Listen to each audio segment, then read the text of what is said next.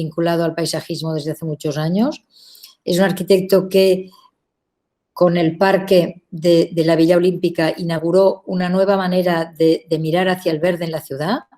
Es seguramente el parque visto hoy de aquellas épocas más atractivo, más contemporáneo. Muchos de los parques que se construyeron para los Juegos Olímpicos parecen recargados, parecen, digamos, que había problemas de escala y eso ha ido mejorando. Sin embargo, la estrategia del parque que construyeron en el Parque de las Dunas, frente al litoral, de algún modo, por un lado, organiza la mejor solución de entrega de la ciudad con el litoral y, por otro, tiene una contención en las formas y una elegancia en el trazado que no todos los parques de aquel momento tienen.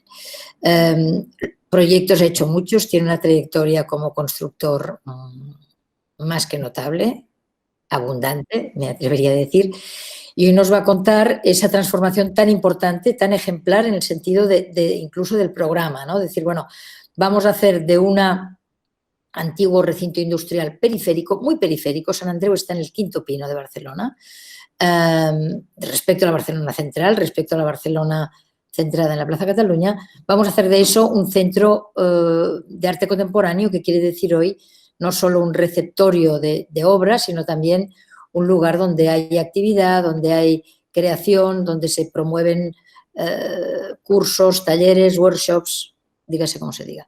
Bienvenido, Manuel, y encantado de que puedas colaborar abriendo este curso. Muy bien.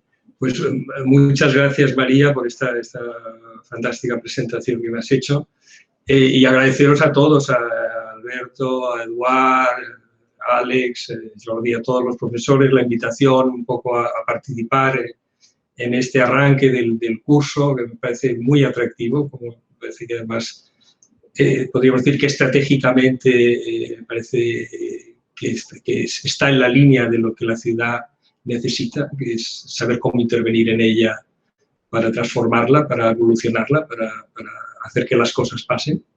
Y en ese sentido, bueno, hablando con Alberto me sugirió que os explicara un poco el trabajo que hemos hecho en la Fabra Coats, pues me pareció un poco que encajaba muy bien, ¿no? con el curso, y eso es lo que un poco voy a hacer, explicaros lo que hemos hecho con Francesc Bacardit. Este es un trabajo que hemos hecho, podríamos decir, dos profesores del Departamento de Urbanismo, dicho así rápido, ya que aprovechando la ocasión, ¿no? Que hemos de decir también, Francesc y yo somos arquitectos que hemos dado clases en el Departamento de Urbanismo, yo ya por tantos años, ¿no? Y como decía Manuel Solá, hacemos urbanismo para arquitectos, digamos, o hacemos el urbanismo de los arquitectos, o los arquitectos hacemos las ciudades, ¿no? Entonces no venimos de la línea de los planners, ni digamos estas líneas más anglosajonas, sino que somos pues, los arquitectos tocando la gran escala. Hemos tenido la suerte con María de poder estar a la sombra de Manuel Solá y por tanto, pues haber disfrutado y descubierto el concepto de proyecto urbano, que yo creo que a nosotros, pues, de alguna manera nos ayuda, ¿no? A entender cómo trabajamos en la ciudad. Y un poco os explicaré este proyecto que, en realidad, más que un proyecto, es un proceso que iniciamos ya en el 2009 y que todavía estamos.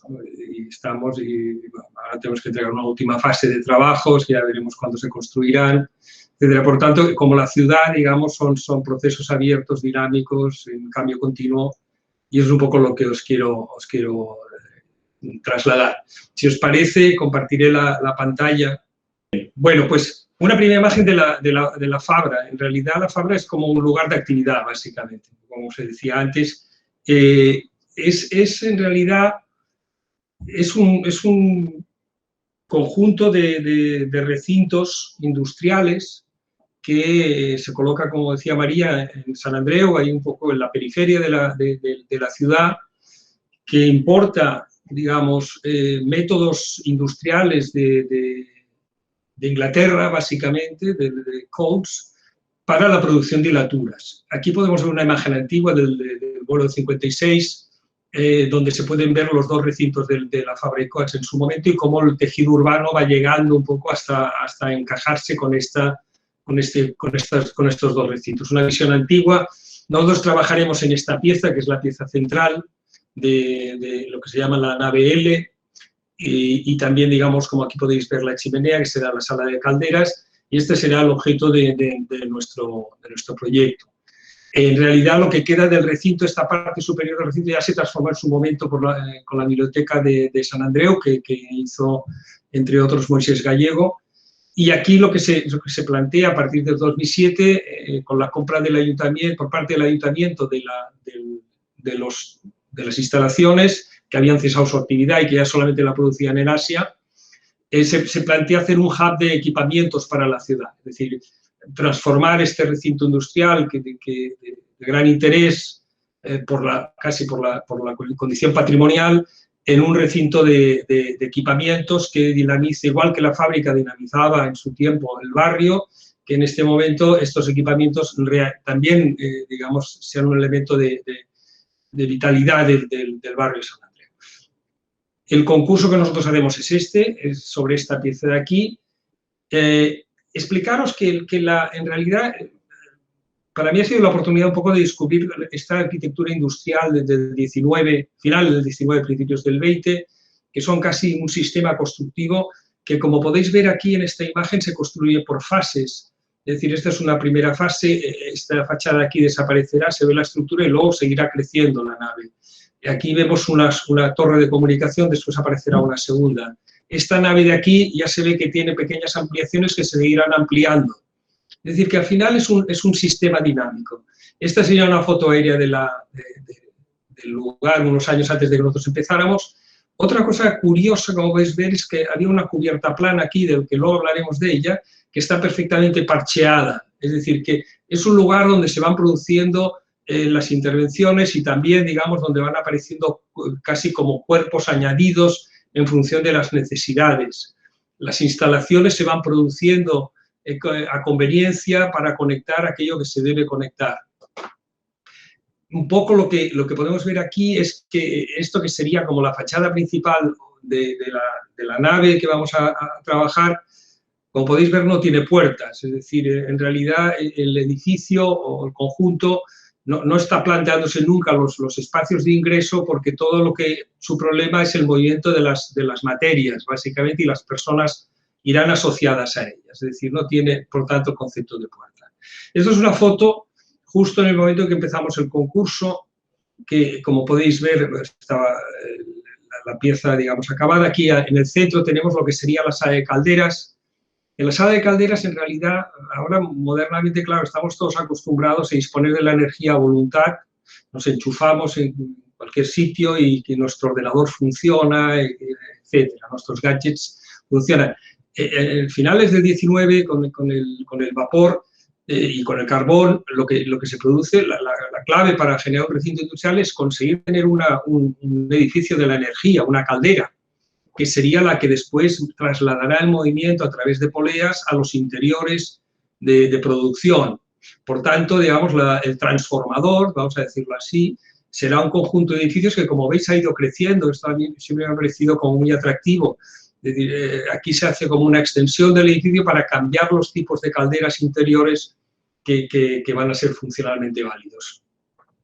Aquí tenéis una foto una imagen de lo que hay. Os recomiendo que, si a alguien le apetece la arqueología industrial, se acerque un día a ver las calderas. Hay que llamar al MUBA para que dejen acceder, pero realmente es como un espacio absolutamente onírico, maquinista, ¿no? Donde tenemos una sucesión, digamos, de tipos de calderas que han ido evolucionando a lo largo de los tiempos. ¿Y la nave qué era? Pues básicamente es un sistema lineal de producción, es una sala, como podéis ver aquí, de estructura metálica articulada, básicamente, para poder deformar, y un recinto, un muro perimetral de ladrillo que en la base, en la planta baja, tiene un ancho de 1 metro y que hace como de embulcall, de faja de la estructura metálica, que es mucho más ligera y que se puede distorsionar.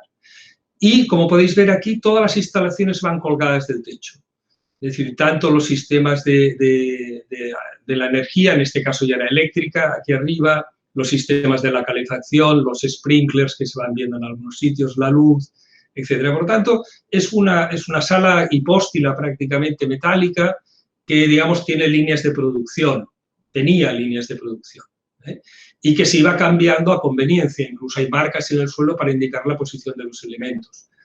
Entonces, lo que nosotros nos encontramos fue esto, ¿no? La sala hipóstila vacía, con los restos de la actividad, con las señales, ¿no?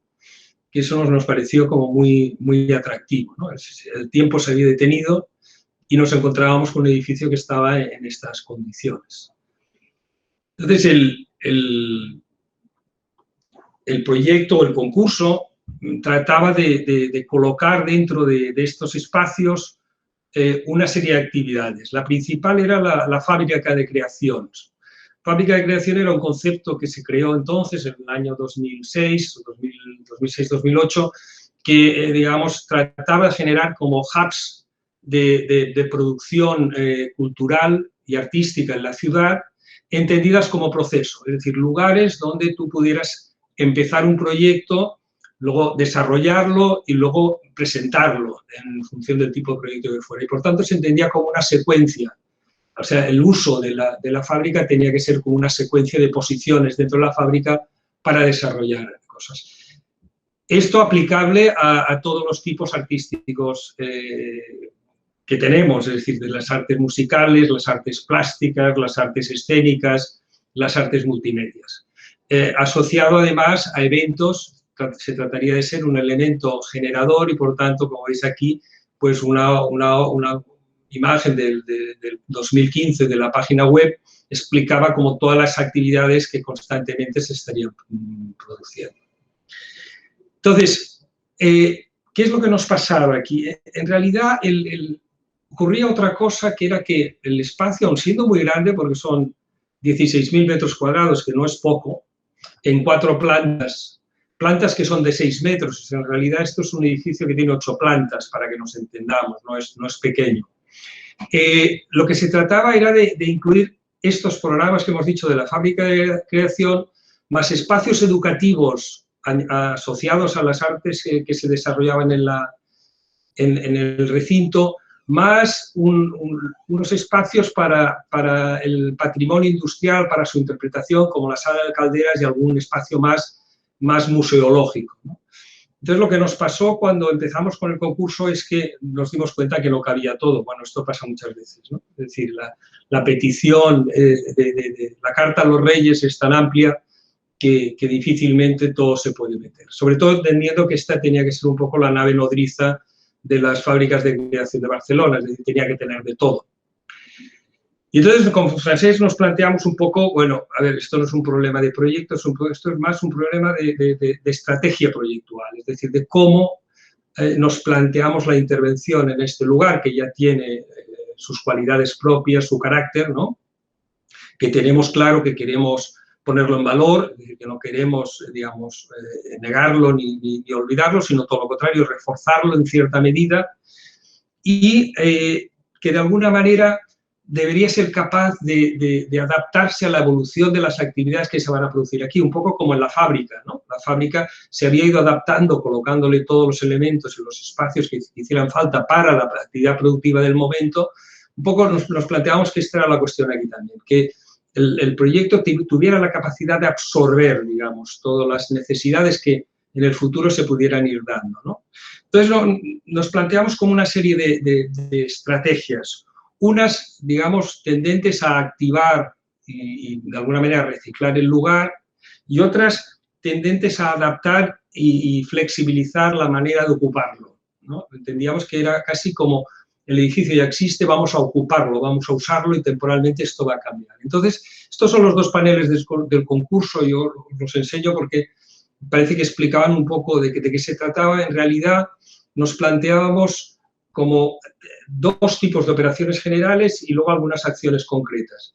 Una primera operación es la que planteamos arriba, que luego la vemos un poco más en detalle, que es buscar un sistema flexible de organización de los espacios.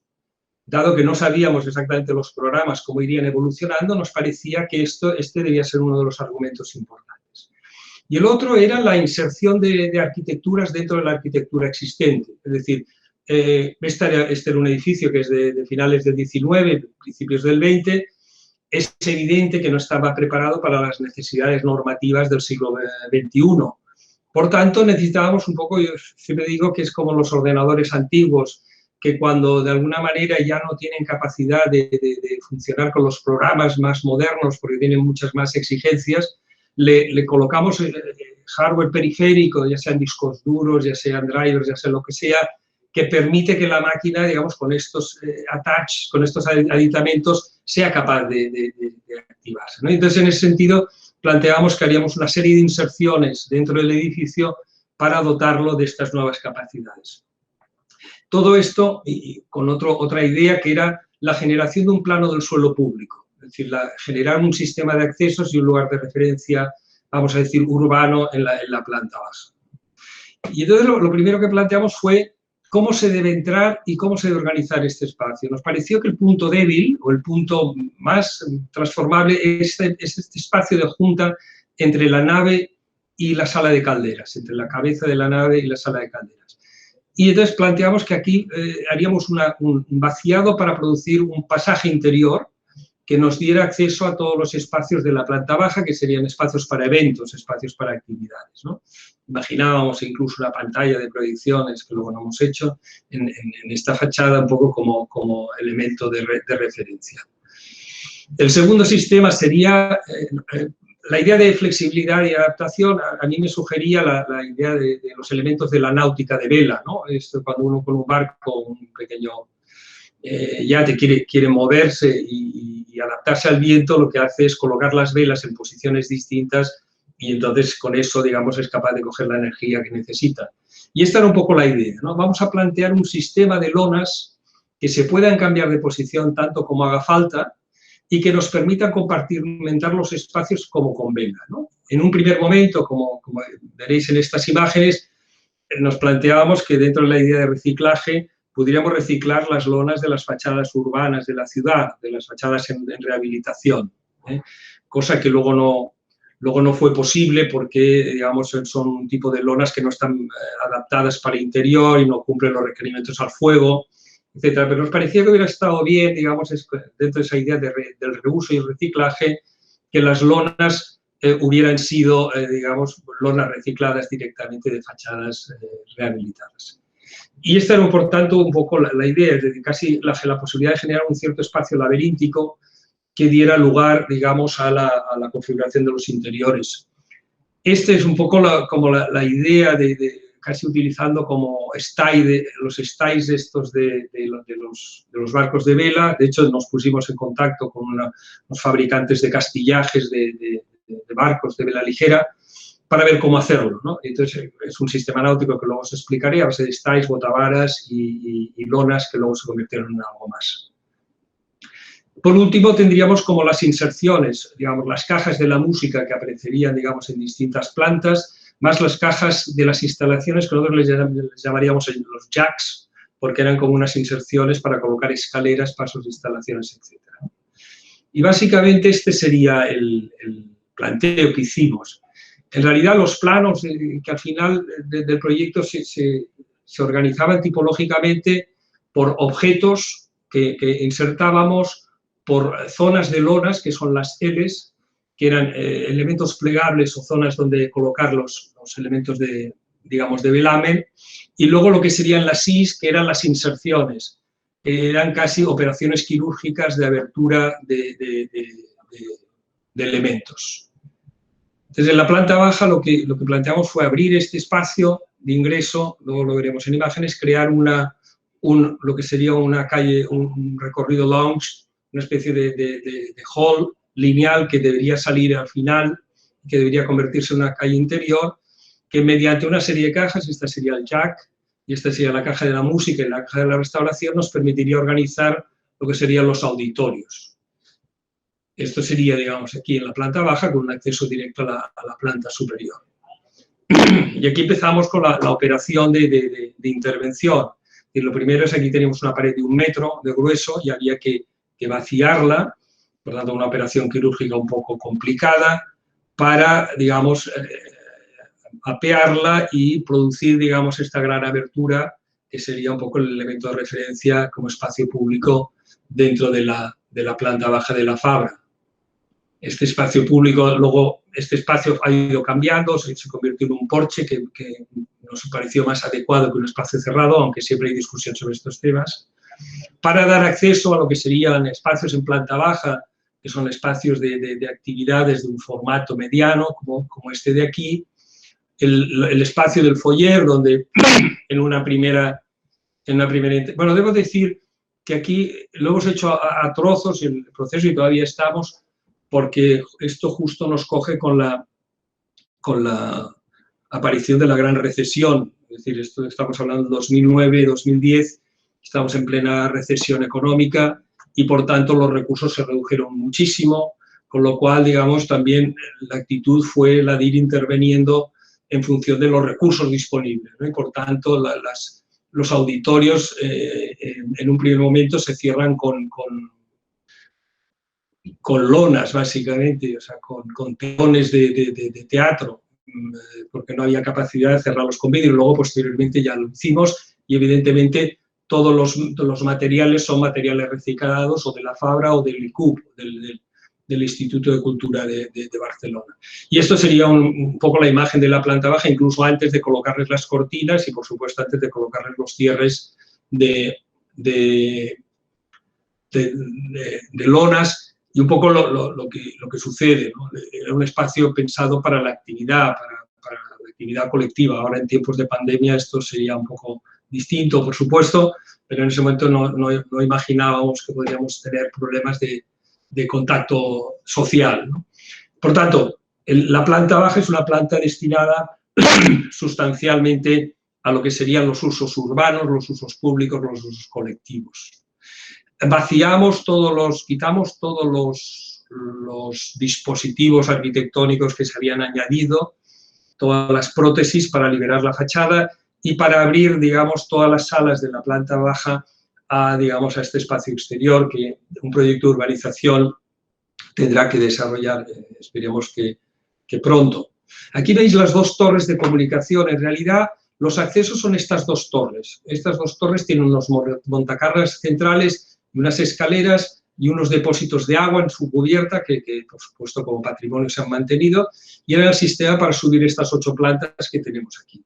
Por tanto, no hay una distinción entre mercancías, o no había una distinción entre mercancías y personas o trabajadores, y eso es un poco lo que intentamos hacer evolucionar. Vamos a la primera planta. La primera planta es el vivero de proyectos. Sería esta planta que se sitúa en este punto de aquí, donde, como se explicaba, aparecería el jack de las instalaciones y una serie de piezas para digamos, la actividad musical que tienen 2 plantas. Primero hicimos una inserción, digamos, para colocar este jack con las escaleras, con un núcleo de hormigón que permitía también arrastrar, digamos, momentos débiles de la fábrica, donde colocábamos estas escaleras de emergencia y que se acabaron convirtiendo, pensábamos que estaba bien que fuera como una caja negra que podía utilizarse como fuera. De hecho, digamos, y durante mucho tiempo se está utilizando como pizarra, como lugar de anotación. Aquí tenemos un poco el momento de la llegada en la zona de administración. Hicimos como habíamos propuesto este sistema tan singular y el jurado fue tan amable de creer en nosotros, nos plantearon que pusiéramos una partida de desarrollo del prototipo de las lonas, porque esto no se había hecho y entonces tuvimos la fortuna de estar bien dirigidos desde el ICUP y se planteó que el proyecto ejecutivo debía contemplar esta partida. Y así lo hicimos y este es el primer prototipo. Y como pasa con los prototipos, no funcionaba. No funcionaba porque lo habíamos hecho con espacios separados. Son unas lonas rellenas de material aislante, pero un poco recordando los salvavidas náuticos, tenían puntos débiles en las juntas y no aislaba suficientemente bien. Os voy a enseñar ahora una imagen del proceso de las lonas y cómo se montan y cómo se desmontan, si os parece bien.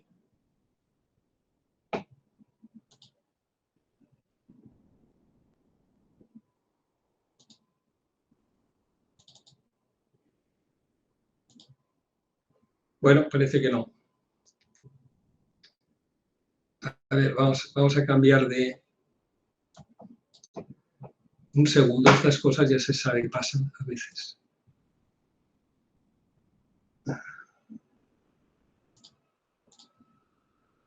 Voy a cambiar la presentación un segundo.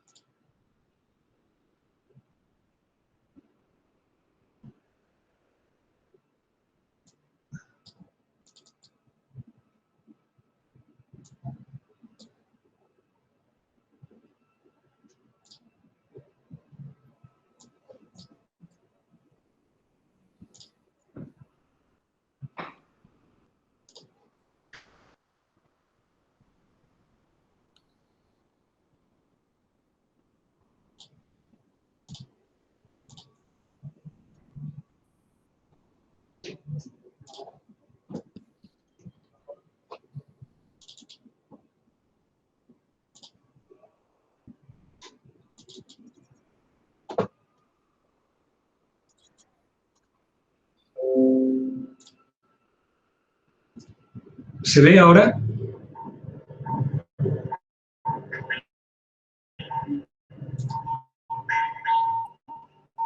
¿Se está viendo la imagen?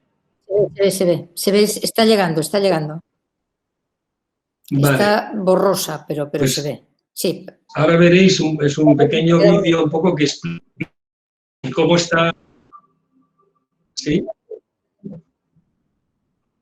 Bueno, pues se trata de explicar el sistema de montaje y desmontaje de este sistema de lonas que nos habíamos inventado, que en realidad, más que lonas, le llamábamos matalasus, le llamábamos pequeños colchones, porque eran piezas de un cierto grueso. Entonces, como veis, hay unos cables que van de suelo a techo, hay 4 posiciones al lado de cada pilar, de anclaje en el suelo y en el techo. Se colocan los styles en la posición que conviene, como veis ahora.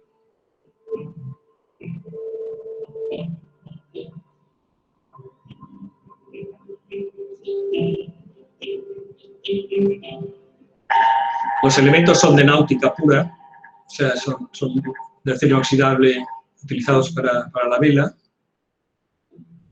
Entonces, una vez se tienen colocados los styles en las posiciones que se quieren,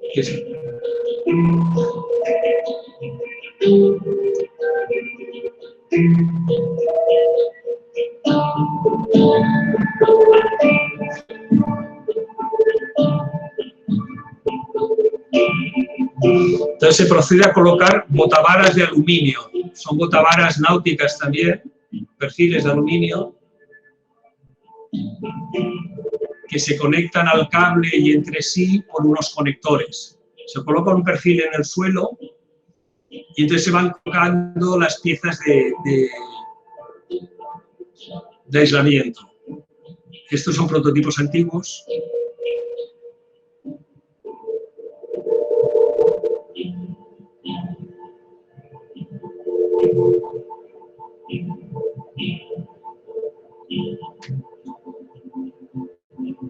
Que aprovechamos y se quedaron también en la fabra.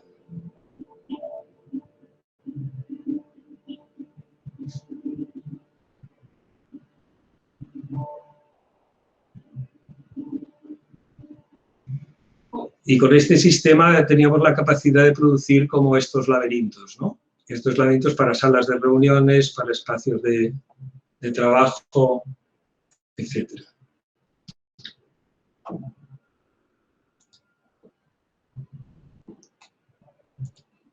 Bien, entonces vuelvo a compartir la presentación.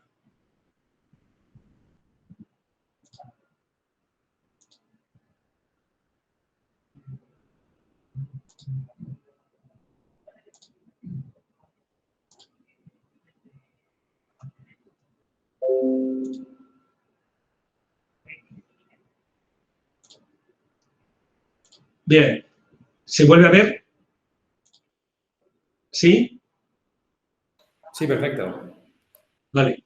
Bueno, entonces esta sería, digamos, la nave, la planta primera preparada justo cuando acabamos las primeras obras, con una primera configuración de espacios con las lonas, con las cajas, digamos, de la actividad.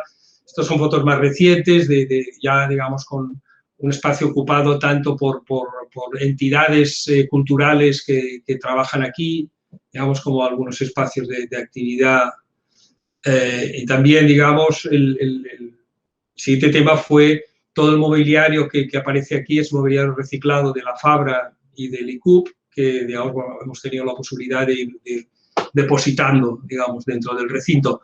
Aparecen unos books de música que son estos más pequeños, encima de los cuales se produce un altillo para una posición como más de relax, y las cajas de la música, que son cajas un poco deformadas, recordando los estuches de los instrumentos, que siempre traducen alguna forma de lo que llevan dentro, y, digamos, el espacio que aparece en la entreplanta, que es un espacio un poco casi para contemplar la actividad que se produce en el interior. Esta imagen es interesante porque muestra la deformación del edificio. Este edificio tiene más de 100 años y, por tanto, como veis aquí, esta diagonal que se corta va cortando la caja, es decir, la horizontal nos está explicando que esto ha bajado de una punta a otra del orden de unos 20 centímetros. Y eso es por la diferencia de peso entre la pared portante perimetral, que en su base tiene 1 metro, de lo que son los apoyos puntuales de la estructura metálica, que era articulada, es decir, que ya estaba preveyendo esta condición y que, por tanto, deforma en sus bordes.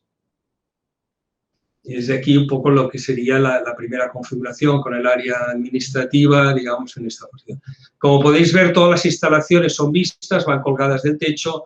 Colocamos un sistema de paneles acústicos para romper la reverberación que se producía en la sala, que era importantísima, y mantuvimos todos los materiales que existían, tanto como fue posible, es decir, la madera, el parquet de madera industrial, por supuesto, y, digamos, algunos elementos de referencia eléctricos que existían en las paredes. En la planta 3, la planta 2, perdón, es parecida, es para los proyectos individuales, básicamente, y, digamos, aquí un poco se puede ver cómo operábamos colocando una estructura metálica, que se cogía la estructura metálica para construir las cajas acústicas, las cajas de música, que son cajas de doble envolvente, de una cierta complejidad, separadas, digamos, absolutamente todos los planos interiores de los envolventes exteriores, con silent blocks para que no se transmita el sonido, cosa que siempre es difícil. Y aquí podéis ver un poco la configuración del espacio con los muebles de producción que ya existían en su momento, y zonas de trabajo, los espacios acústicos interiores, los espacios musicales, que cada grupo se organiza y se trae sus aparatos. Y luego los sistemas para los artistas residentes, que eran como una especie de pequeñas celdas hechas con las lonas, con unos ciertos grados de transparencia para poder generar, digamos, actividades al exterior. Aquí podéis ver una imagen, por ejemplo, pues de un grupo de estudiantes que viene, digamos, a trabajar con uno de los artistas que tiene obras suyas depositadas a lo largo del espacio.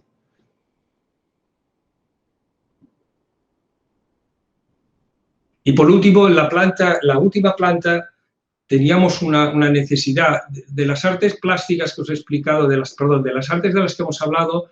Hay un arte que es la arte escénica, las artes escénicas, que tienen una dificultad, que es que, claro, necesitan un espacio mínimo vacío, por lo que se llama una diagonal de 15 metros, para poder hacer los movimientos, ya sea danza, ya sea teatro, etc. Entonces, claro, con unos pilares que estaban situados en un ratio de 5 por 3,5, era muy difícil poder hacer, digamos, ninguna actividad de este tipo.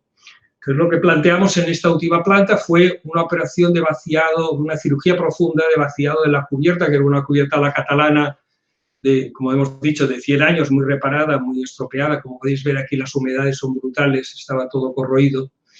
Y lo que planteamos fue liquidar o eliminar, digamos, 2 líneas centrales de pilares a través de la colocación de unas jácenas Birendel que nos permitirían generar entradas de luz para estos espacios del teatro, la danza, el circo, etcétera, ¿no? Y esto es un poco lo que hicimos. Aquí podéis ver, en realidad lo que hicimos fue este sistema de vaciado, creando estas cubiertas en modo shed, y un perímetro vidriado, dejando las circulaciones al interior con unos espacios de junta. Luego aquí aparecerán unas cortinas y esto se convertirá en un espacio de almacenaje para la actividad interior. Y esta sería un poco la imagen de estos espacios interiores, que se podían compartimentar con un sistema de paneles correderos para, digamos, su mejor gestión. Y esta sería una imagen de la Fabra desde fuera, donde un poco se aprecia algunas de las cajas de música que están por aquí dentro, la planta más libre arriba, la planta más de uso público en la planta baja. Os quería poner vamos a probar si funciona, si no funciona lo volvemos a repetir, un vídeo de resumen un poco de las primeras actuaciones de la Fabra.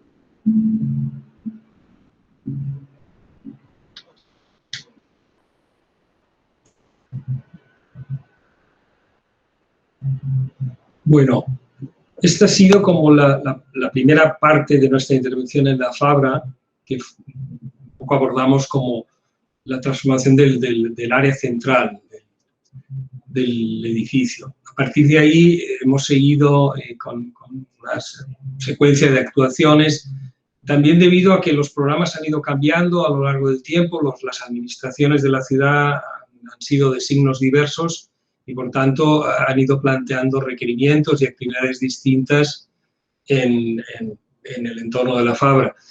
En nuestro caso, en el 2013 nos plantean que el Centro de Arte Contemporáneo, que se plantea como un estadio intermedio entre lo que sería el MACBA y lo que serían, digamos, las áreas artísticas más de barrio, se debe trasladar aquí a la Fabra. Y entonces, bueno, se plantea, digamos, implementarla en lo que sería lo que llamamos nosotros el edificio norte, que son estas 4 plantas de aquí.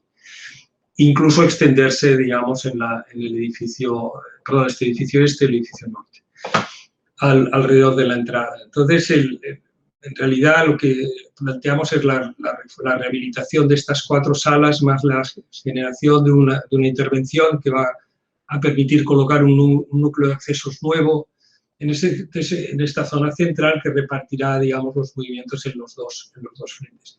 En realidad, solamente hemos hecho esta parte, porque cuando acabamos esto cambió la administración y se replantearon. El Centro de Arte Contemporáneo sigue existiendo, pero se han replanteado su posición y ahora en un proyecto que estamos acabando, esperemos que ya pronto se colocará, digamos, en el otro extremo de la Fabra. El Centro de Arte Contemporáneo en realidad son unas salas vaciadas, rehabilitadas, que se plantean en blanco, una pintura que luego se puede quitar por necesidades de neutralidad de los espacios museográficos y expositivos, que por mucho que discutimos no conseguimos obviar. Por tanto, asumimos que estos espacios serían espacios blancos, digamos. Se plantea un recorrido de acceso entre el edificio de las Calderas y el edificio de la Fabra, con una escalera que permite ver todos los equipamientos a través suyo, y llega a un espacio vertical con un sistema de pasarelas que nos permite ver, digamos, la ciudad a través de una celosía de FlexBrick que diseñamos con Vicent Serrablo para la ocasión, y que de alguna manera filtrará las vistas y el asoleamiento sobre este espacio de distribución que nos conectará a las salas. En las salas, en realidad, el trabajo es bastante sencillo, es en algún caso colocar un parque nuevo, puesto que no teníamos, digamos, material existente para rehabilitar, y un sistema de falsos techos, un poco como el que habíamos utilizado en el resto del edificio, en este caso girados al revés y colocados en la cara blanca, porque nosotros siempre dejábamos la cara, digamos, interior vista, y un sistema para oscurecer, digamos, las salas con doble bombo. Esta sería una sala rehabilitada donde mantuvimos el parquet existente y algunas piezas ya estaban así, eran reposiciones que se habían hecho con los años, donde los artistas que exponen se diseñan su propia configuración con tabiques ligeros que a veces van de suelo a techo o a veces aparecen pues, colgados de maneras diversas en la sala. En planta baja inicialmente también se plantea un espacio de exposición que es el que se llama ahora Space Zero, que sería, digamos, un espacio donde se producen las exposiciones a pie de calle. Y bien, esto es un poco todo, el paseo por la Fabra, intentándose explicar, bueno, pues un poco cuáles han sido las ideas, cómo las hemos trabajado y cuáles eran, digamos, las intenciones que, bueno, más o menos que queríamos, digamos, un poco conseguir, ¿no? Y a partir de aquí, pues sí, estoy abierto a preguntas o a lo que os parezca bien. Muchas gracias, Manuel, por la explicación. Yo tuve la ocasión de visitarlo con detalle, como sabes, hace un par de años y me pareció una obra excelente y en muchos aspectos, ¿no? Sobre todo por el tono y la aproximación, ¿no? La manera como abordáis la fábrica existente. Y esta era una pregunta que quería hacerte, que seguramente es una pregunta que se harán muchos alumnos. En el proyecto que estamos trabajando, digamos, en el tema que estamos trabajando, el C177, hay muchos emplazamientos que disponen de unas construcciones fabriles que ya existen y que son de un interés que podríamos decir que no es variado, ¿no? Algunos están mejor que otros, ¿no? En el caso vuestro de Fabra y Coats, has comentado que retirasteis muchas cosas, ¿no? O sea, ¿qué criterio podrías dar que ayudar a los alumnos para discernir aquello que en este caso vosotros considerasteis que valía la pena conservar y lo que no, más allá de la cuestión de lo que está catalogado, que supongo que haya cosas que están en estado de casos que no, o del tema cronológico, es decir, la fábrica antigua es la que es, tiene su unidad y tiene su forma. Bueno, un poco iniciar también a nuestros alumnos en este proceso de poder discriminar, ¿no? Discriminar qué construcciones vale la pena, qué no, cómo actuasteis en este caso, ¿no? Bueno, a ver, fue parte de un proceso también que establecimos con el MUBA, con el Museo de Historia de Barcelona, porque por una parte llegamos a un acuerdo que era que sería importante dejar presencia de las acciones que se habían producido en el lugar, ¿no? Y en ese sentido dejar pues desde conmutadores eléctricos, sistemas de instalaciones que estuvieran, digamos, en posiciones periféricas, señaléctica pintada sobre las paredes, suelos pintados tal como estaban, etcétera, nos parecía fundamental, ¿no? O sea, un poco dejar las señales. Ahora, es verdad que, digamos, de las arquitecturas o de las intervenciones construidas que se producen, hay algunas que tienen que ver con la matriz original, es decir, con el tipo industrial que ha puesto en marcha todo esto, que es este tipo que os explicaba de la estructura metálica articulada de perfiles que no eran de fundición, sino que eran de laminados, digamos, traídos importados directamente de Inglaterra. Estos elementos más los sistemas constructivos del ladrillo, que eran el refuerzo o el perímetro, estos nos parecían que eran como del tipo, formaban parte del tipo constructivo, del tipo arquitectónico, y en ese sentido nos parecía muy claro que los debíamos preservar. Los demás elementos que aparecían, muchas de las construcciones eran de los 50, los 70, no tenían una gran calidad y eran más bien como cuerpos, digamos, que de alguna manera se mordían el edificio original, ¿no? En ese sentido, llegamos al acuerdo que esos edificios más allá de la acción en sí misma, no tenían un gran interés, ¿no? Entonces, de alguna manera, lo que planteamos es, vamos a quedarnos con lo que consideramos un poco esencial o que pertenece al tipo, vamos a dejar las marcas de acciones que se han producido en el lugar, en los materiales y en las posiciones de ciertas instalaciones, y con eso creemos que dejamos como el espíritu, entre comillas, de la Fabra un poco en su sitio, ¿no? La verdad es que, esto es una anécdota, pero vino el señor Fabra cuando acabamos la primera fase y todos nos paseamos con él y nosotros quedamos muy contentos porque dije que habíamos tratado la fábrica con respeto, ¿no? Entonces, bueno, eso nos pareció que era como una buena lectura, ¿no? O que nosotros habíamos hecho una buena lectura si los antiguos propietarios eran capaces de pensar que su fábrica seguía siendo, digamos, un edificio que mantenía su dignidad, ¿no? Y esa es un poco la actitud con la que trabajamos. Entendimos siempre que se irán produciendo acciones en el lugar, ¿no? Y que esas acciones dejarán sus marcas, ¿no? Ya nos parecía bien. Entonces, también cuando en la operación de la última planta, cuando vimos que había una parte del programa que era imposible que entrara dentro del sistema constructivo, es cuando planteamos una operación de cirugía más radical, ¿no? Con la reforma de la cubierta. Es verdad que era una cubierta que en sí misma no tenía un gran interés, más allá de ser una cubierta a la catalana muy grande, ¿no? Pero que estaba muy mal estado, y eso nos daba un poco licencia para permitirnos operar con mayor potencia, ¿no?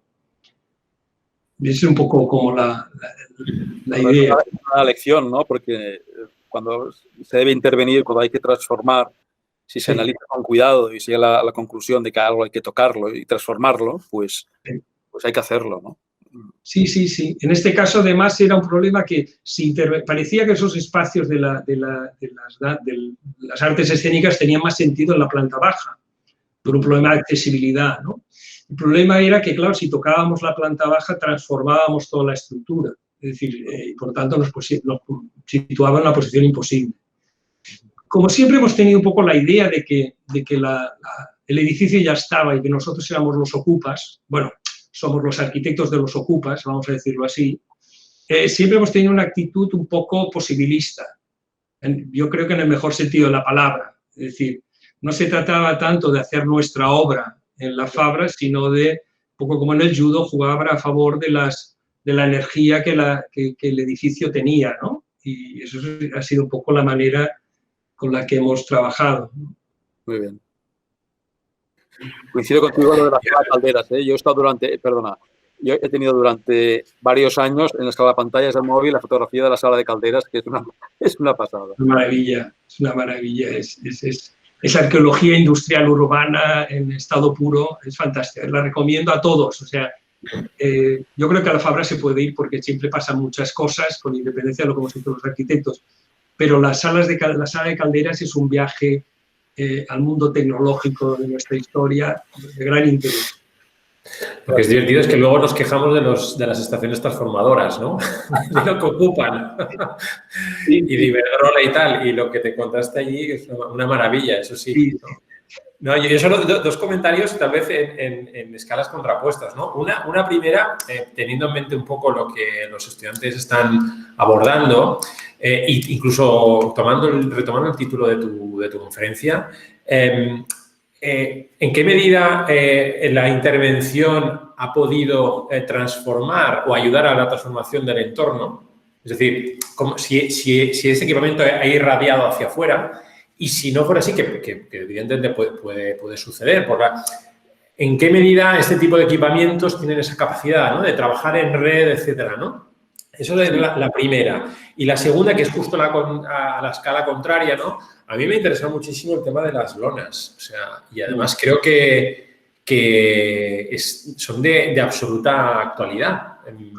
Yo creo que, en fin, no es una pregunta, es como, ostras, qué bien, ¿no?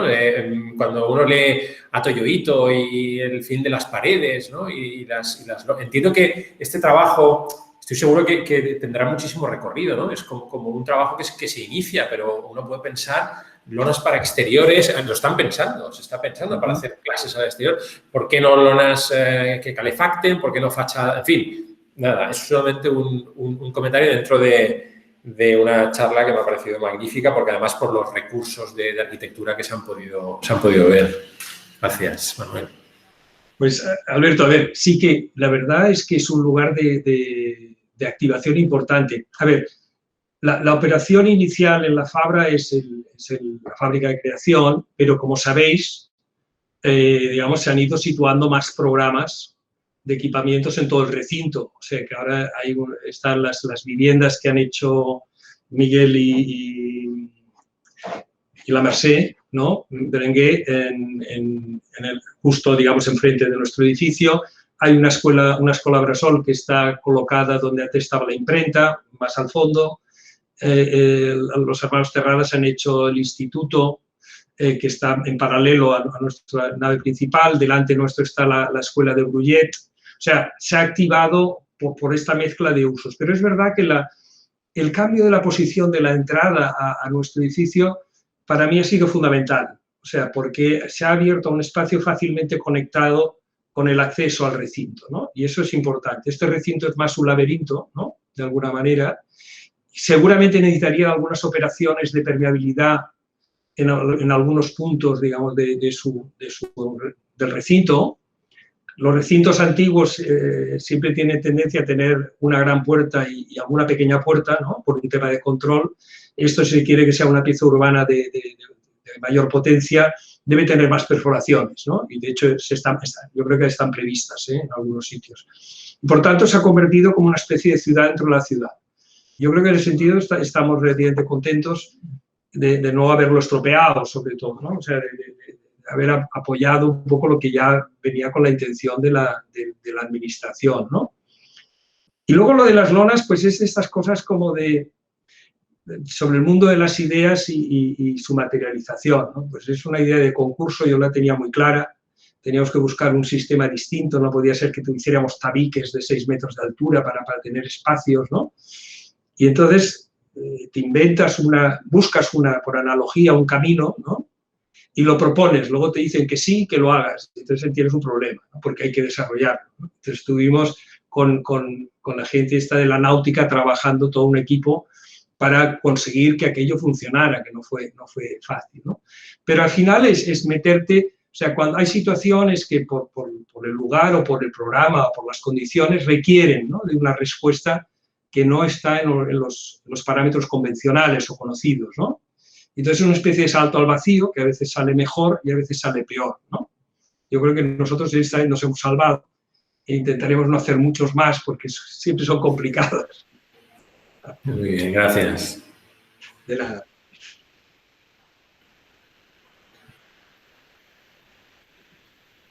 ¿Algún estudiante que se pueda animar? Mara.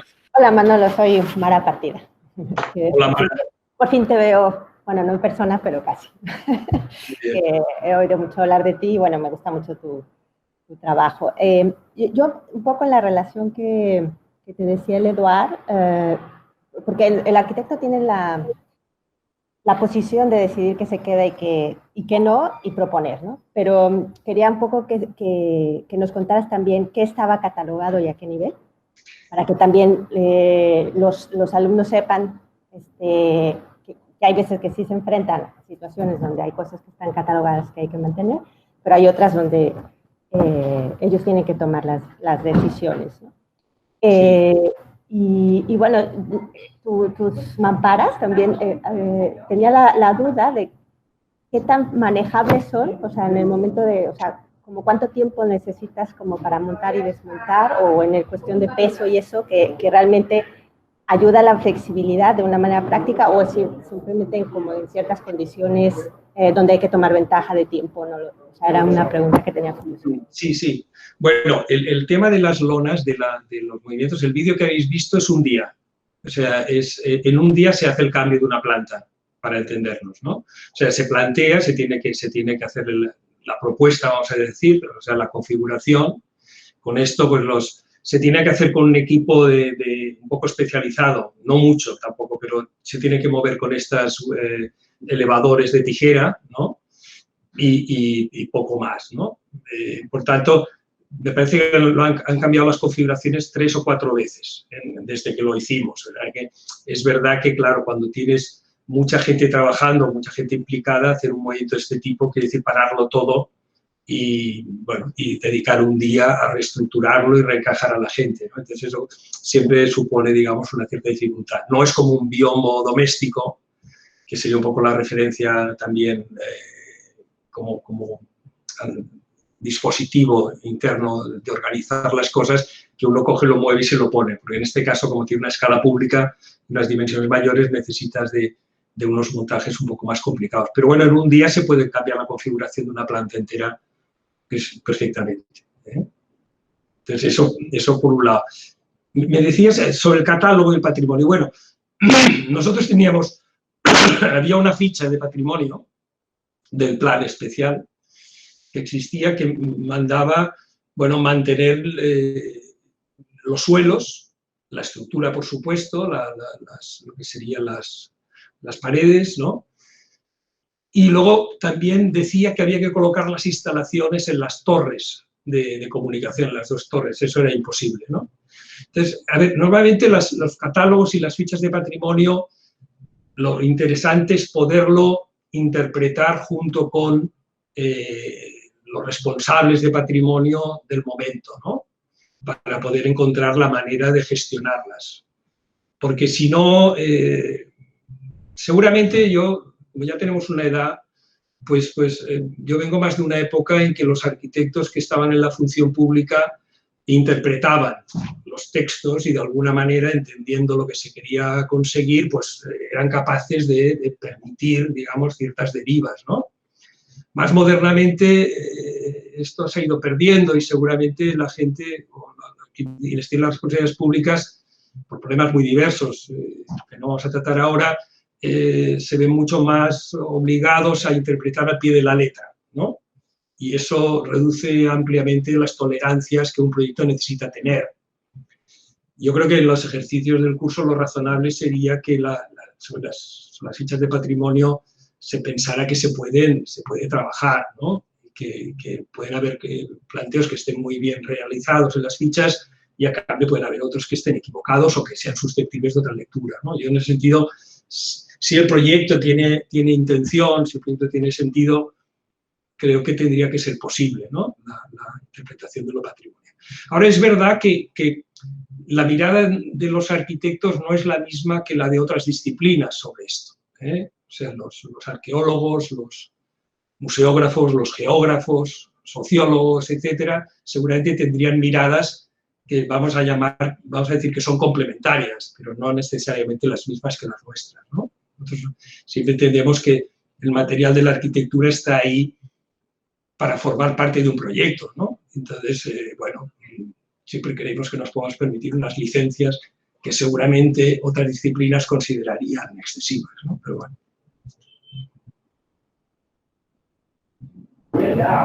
¿Y harás una patente de las lonas? Sí, bueno, tenemos una patente, pero no sé dónde está, ¿eh? O sea, se hizo en su momento. Oye, la verdad es que no lo hemos vuelto a utilizar en ningún otro proyecto. ¿Y acústicamente esto funciona? Sí, acústicamente, precisamente en el proyecto que estamos haciendo para acabar la fabra, que le falta como un tercio, se amplían algunos espacios cerrados porque acústicamente funciona bien, pero no es perfectamente hermético, lógicamente, ¿no? O sea, partimos de la base de que estamos en un gran espacio común, ¿no? Entonces, pretender la insonorización individualmente estaría fuera del lugar, ¿no? Lo que hay que conseguir es un nivel de confort de los sonidos que no se mezclen y que no alteren las conversaciones. Entonces, las salas de reuniones estas que habéis visto, que son estas células que hay, cuando tú estás dentro, oyes un rumor fuera, pero no te afecta la conversación, ni mucho menos. Son muy absorbentes.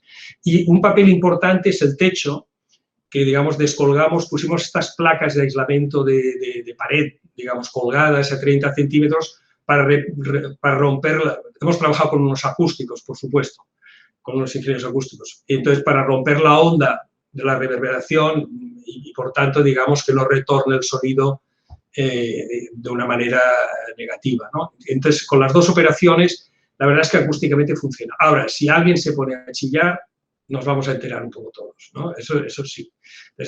Pero yo creo que eso forma parte también de un cierto aprendizaje de la vida en común, ¿no? O sea, compartir espacios colectivos, la idea de compartir cada vez es más importante, ¿no? Y todos la consideramos como necesaria para las ciudades. Bueno, cuando compartes no estás, digamos, al máximo de tus potenciales individuales, ¿no? De alguna manera te equilibras con el resto, ¿no? Y es un poco eso, ¿no? Bueno, en ese sentido, pues hay gente que lo lleva bien y hay gente que lo lleva un poco peor el hecho de no poderse entrar. De hecho, todas las cajas acústicas, que en principio inicialmente eran para una escuela de música, para hacer actividades musicales, ahora son para actividades musicales y de otro tipo. Y de hecho, el Centro de Arte Contemporáneo que habéis visto, que todo el frente estamos haciendo un proyecto para ahí colocar una escuela municipal de música. Y el Centro de Arte Contemporáneo saltaría al extremo oeste, que no está, digamos, rehabilitado. Pero, o sea, cuando yo hablo de que es un proceso, en realidad es como una secuencia de acciones. A mí siempre me ha hecho gracia porque es un proyecto que es una fábrica. Nosotros hemos hecho un proyecto de fábrica y la fábrica va destilando el cambio continuo, ¿no? Si cambia el objetivo de producción, cambia la línea de producción, cambian los dispositivos, cambia... Lo mismo ocurre aquí, ¿no? Si el mundo de la cultura de la ciudad evoluciona y tiene otros requerimientos, pues la fábrica tiene que poderse adaptar, ¿no? En ese sentido, yo me parece que sí que estamos bien alineados con la condición del lugar, ¿no?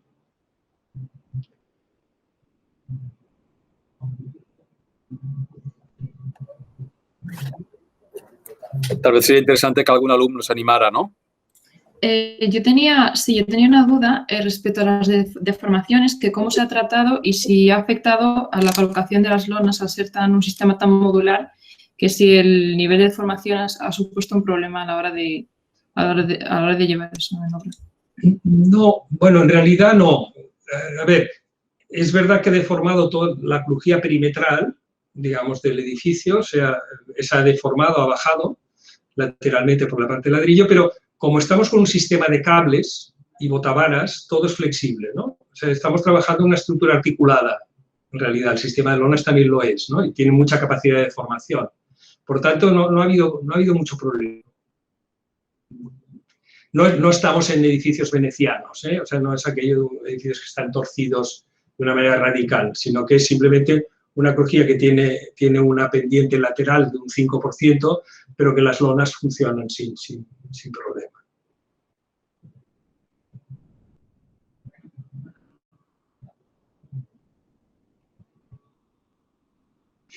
Yo os iba a enseñar otro caso, pero al final no lo he traído, que era un caso de intervención sobre un edificio existente, que es la Biblioteca de la Sagrada Familia, que está ahí al lado, en el Mercado de la Sagrada Familia, que era un edificio para hacer un centro comercial,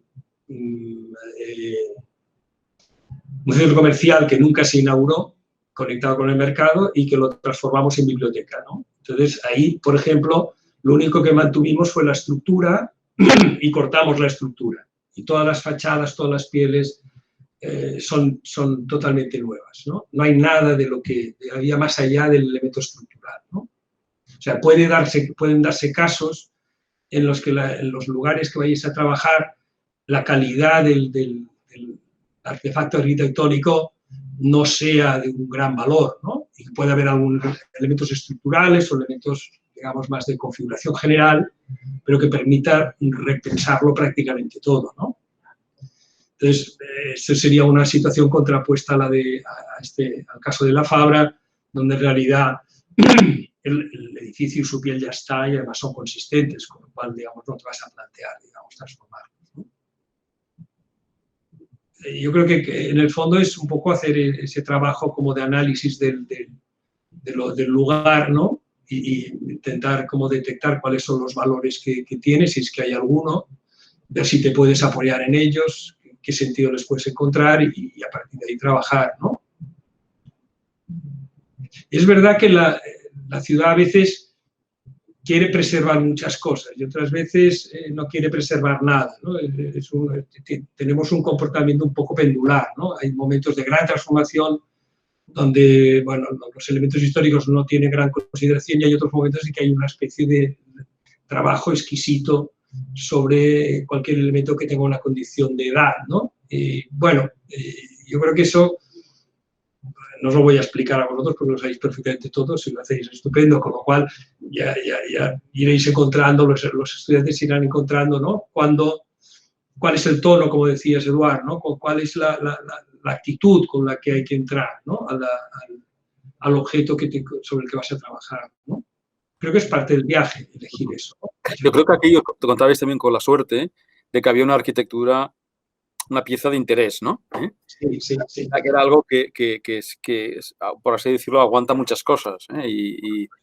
Y bueno, siempre me gusta pensar un poco en las referencias que utilizamos todos y sin duda tú lo habrás hecho, pero a mí me viene a la cabeza cosas muy conocidas, ¿no? Pero el primer collage, aquel que hace Mies dentro de la fábrica de Albert Kahn, ¿no? De la sala de conciertos, que también pone un techo de lo que sea, o hablando de Mies y Lily Reich, los textiles en el Velvet Café, ¿no? de la exposición de París. Bueno, está bien encontrar estas, digamos, estas procedencias, ¿no? Y este ligazón con lo que ya se ha hecho y lo que se ha pensado, sobre todo porque había ya una buena arquitectura, ¿no? Había una pieza industrial de categoría, muy seria, las fachadas son preciosas, ¿no? Yo creo que el trabajo que habéis hecho especialmente, a mí me sorprendió mucho el vestíbulo, bueno, el vestíbulo, esa especie de nártex que habéis generado, o que medio existía o no recuerdo muy bien allí cuál es la operación, pero sin duda lo habéis limpiado, se ha convertido en este porche abierto que actúa como distribuidor de las tres piezas, ¿no? Sí. Y eso me parece un lugar maravilloso. Sí. Es de las operaciones de las que estoy más contento. En realidad eran ventanas como el resto, las bajamos hasta abajo y de repente se convirtió, digamos, en el espacio de ingreso casi sin alternativa, ¿no? Bueno, a ver, yo digo también lo que dice todo el mundo cuando se hablan a los cocineros, dice lo importante es tener buen producto, ¿no? Es decir, pues, si quieres hacer un buen plato, si tienes un buen solomillo, seguramente, bueno, te saldrán mejor, a no ser que lo fastidies tú, ¿no? Pero ahora, si tienes un tipo de carne de poca calidad, pues seguramente tendrás que esforzarte mucho con las salsas, ¿no? Porque si no, pues se notará mucho, ¿no? Entonces es verdad, hay que tener, en el fondo hay que tener como un poco de suerte y encontrar buen material, ¿no? Para trabajar. Entonces ya sobre eso puedes hacer cosas que pueden ser. También es verdad que sobre materiales de muy poco valor se pueden hacer grandes cosas, ¿eh? O sea, pero yo digo que en este caso me situaría más en el caso de que le ha tocado un buen filete y que, por tanto, bueno, con poco ya parecía que la cosa funcionaba, ¿no? Sí, pero déjame añadir que está bien cocinado. Que, bueno, es una obviedad, pero no, porque en el sentido de que esa operación, que es la más potente, por así decir, cambia un poco la configuración inicial del edificio. O sea, es valiente en ese sentido. Es decir, no es algo que te encuentras un buen producto y lo conservas. No. Es que intervienes déjamelo decir, con una cierta contundencia para darle la vuelta a la lectura del edificio y beneficiar a todo el entorno. A mí eso me parece una operación, joder, de mucha potencia, ¿no? Y claro, si te vas a un extremo, a un contraejemplo, bueno, al menos en mi opinión, ¿no? Claro, he conocido a algún experto en patrimonio industrial, por ejemplo, cuando Herzog y Meuron llegan allá al Caixa Forum y entonces empiezan a hacer operaciones circenses, ¿no? Que luego serán más o menos atractivas visualmente, conceptualmente y tal, pero aquel pobre edificio pesado y tal y cual se ve de repente encontrado en suspensión divina, ¿no?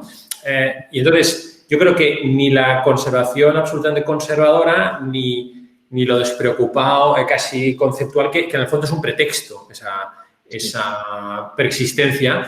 Y sin embargo ese camino intermedio, que como bien dice Eduard, es el tono adecuado de respetar, pero al mismo tiempo intervenir, transformar tanto esa operación como la de arriba, ¿no? Es decir, creo que es, y tu título de otra vez de la charla, creo que lo refuerza, ¿no? Yo aprovechando que estás, yo no sé si podrías extender un poco tu pensamiento sobre los usos, o sea, porque hay mucho de qué inyectamos en la ciudad, ¿no? Antes estábamos hablando, justo antes de que entras, de los, bueno, un poco, incluso algo antes, de los equipamientos de proximidad, ¿no? Es decir, cómo en estos 17.7, esta especie de constelación de una nueva red que podríamos estar imaginando de intervención en la ciudad, pues qué tipo de usos se harían, ¿no? No sé si han de ser usos de lo excepcional, sino más bien usos de lo cotidiano, es decir, qué tipo si el equipamiento post-pandemia ha de ser el mismo, ¿no? Es decir, tal vez es una reflexión ahora que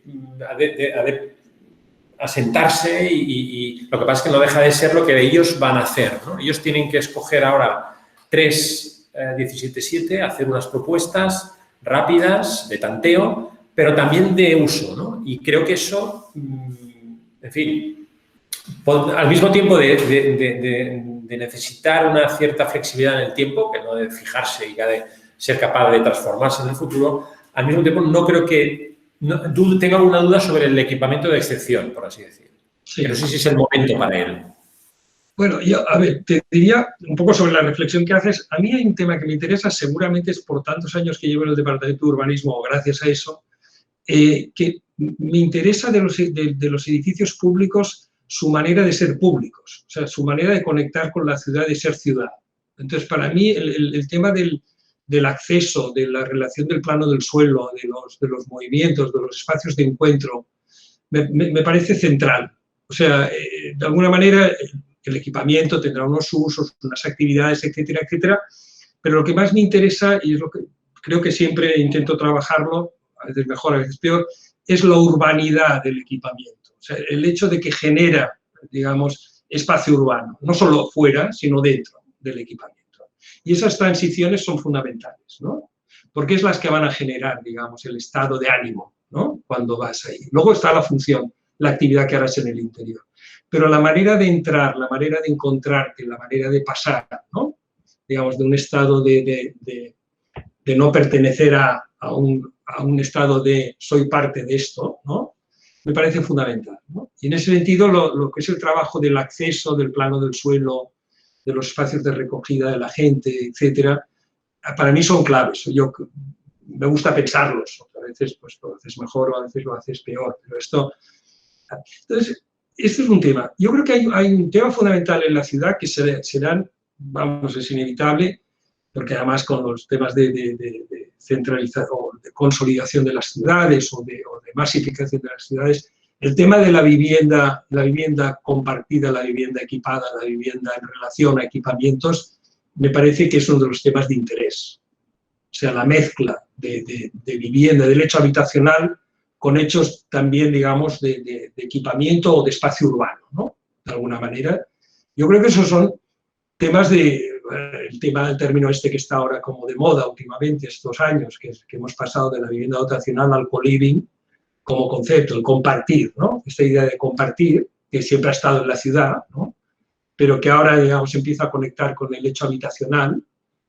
Pues ya sé, bueno, no es nuevo, ¿eh? Por favor, que nadie se piense que estamos descubriendo la sopa de cebolla. Es decir, los soviéticos ya lo hacían de maneras variadas y diversas, pero es igual. Ahora yo creo que es un tema que la vivienda se convierta en una vivienda que comparte elementos públicos, elementos compartidos internos, elementos compartidos externos, me parece de gran interés, ¿no? Entonces, yo creo que como nuevas formulaciones, no sé si las nuevas mediatecas serán mejores que las de Sendai o no, ¿de acuerdo? Pero me parece que en el hecho habitacional puede estar una de las claves de interés, desde mi punto de vista, ¿no? Como evolución tipológica, ¿eh? En la ciudad, la capacidad de mezclar, de hibridar usos con la vivienda. Yo creo que puede ser uno de los temas que yo, si estuviera en el máster, intentaría apuntarme hacia ahí, ¿no? A ver qué pasa. Perfecto.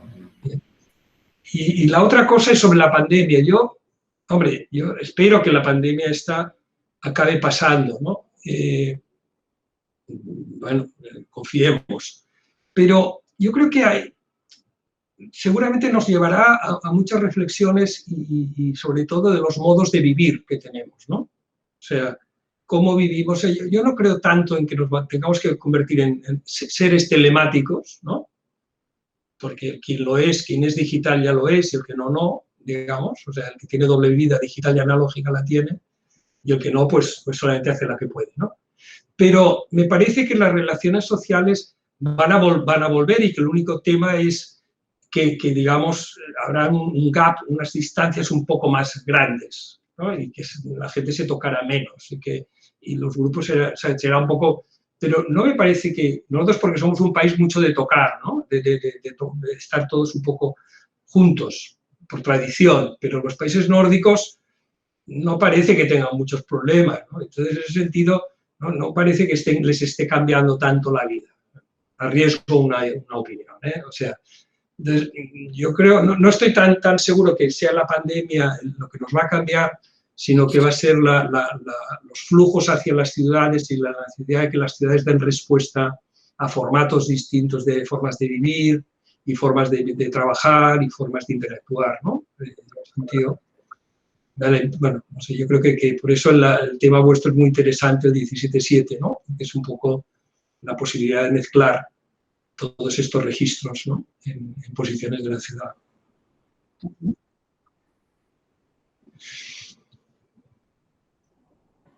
Muy bien. Bueno, yo no sé si os parece que cerramos la sesión, si os parece, Alberto, Eduardo, Alejandro, Jordi, y muchísimas gracias porque ha sido oportuno, pertinente. Yo, en relación a lo que decías últimamente, claro, en los países anglosajones no solo no se tocan tanto, sino que también viven más separados, ¿no? Yo confío que este COVID permita continuar viviendo en lugares donde las cosas se superponen, que en el fondo es el objetivo de ese trabajo que hacemos, ¿no? Donde parece que la presentación del equipamiento que has hecho y de los usos y de la complejidad que ahí ocurre, ¿no? Es muy interesante para el curso. No sé. Muy bien, pues muchas gracias, ha sido un placer estar con vosotros y espero que al final del curso veré un poco qué ha pasado.